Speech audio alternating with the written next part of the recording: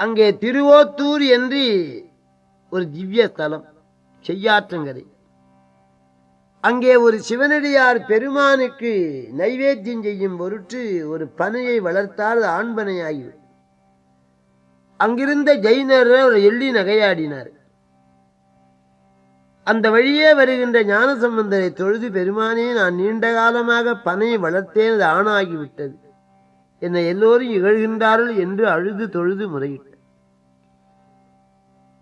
அப்போது குறும்பை என்ற திருப்பதிகத்தை ஓதிய உடனே அந்த ஆண்பனை பெண்பனையாக மாறி அது பூத்து காய்த்து பழுத்து நிலத்திலே விழுந்து.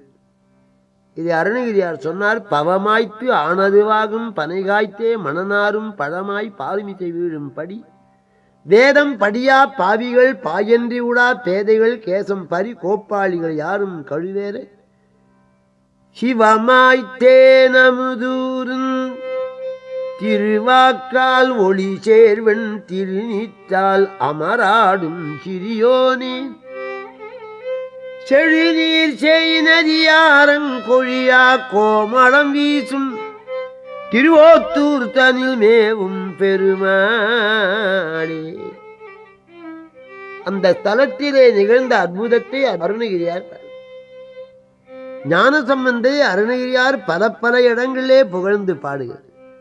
திரத்தினாற் பல சமணர எதிரெதிர், திரத்தினாற் பல சமணர எதிரெதிர் கருக்களேற்றிய புதுமையை நீதோடு திருத்தமாய் புகழ் மதுரையில் உரை தரும், திருத்தமாய் புகழ் மதுரையில் உரை தரும் அருமுகப் பெருமாளேயே.